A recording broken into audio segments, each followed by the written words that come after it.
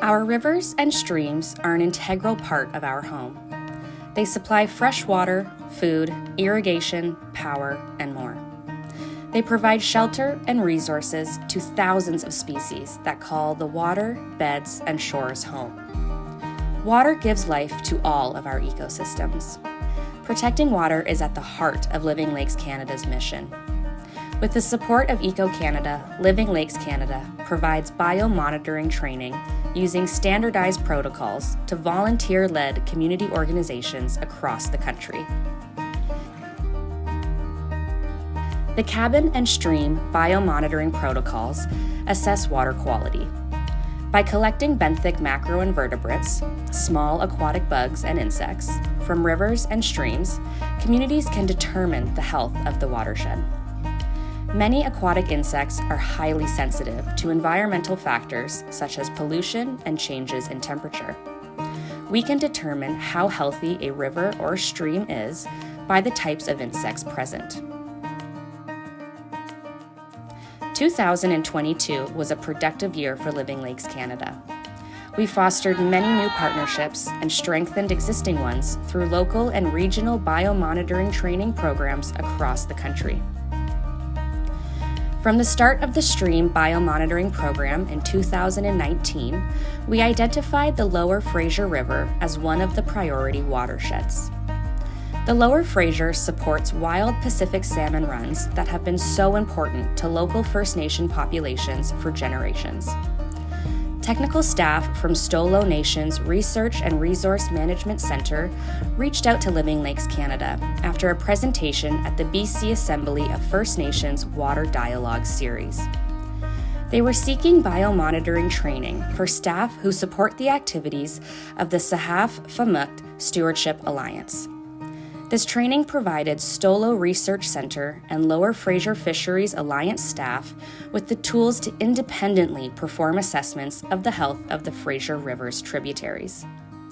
These organizations are working tirelessly to restore salmon habitat in the watershed. Monitoring the health of the rivers and streams will help them secure healthy salmon runs for generations to come. This year marked the first time we held a biomonitoring training session in Atlantic Canada. Our course was held near Fredericton in the St. John and St. Croix watershed. Hydroelectric dams and other human impacts have significantly impacted these watersheds, resulting in a decline in the Atlantic salmon and Atlantic eel populations. Recent efforts have been made to improve passage for these species so their populations can rebound. Our training helped 7 stewardship organizations from across Atlantic Canada build their skills to assess habitat health for Atlantic salmon and eel populations. Notably, this course had 57% Indigenous participation and was our first course featuring an Inuit community group from Labrador. One of our longest-running biomonitoring programs takes place in our home watershed near Nelson, BC in the Columbia Basin. This year, we brought the course to Kimberley to better support our friends in the East Kootenays. Participants included the Lake Windermere ambassadors, who took over our monitoring sites on Windermere Creek, the Elk River Alliance, which has a long-running monitoring program in the Elk Valley, and the Columbia Lake Stewardship Society, who are launching their first biomonitoring program this year. We helped train 11 new volunteers in biomonitoring protocols.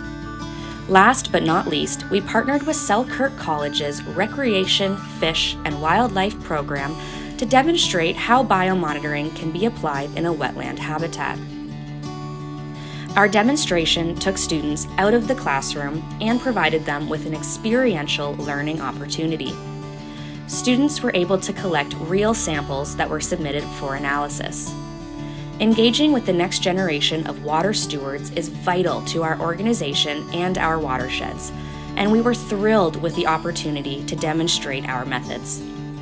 Through these 4 training sessions, we taught biomonitoring skills to 12 organizations and 62 volunteers across Canada.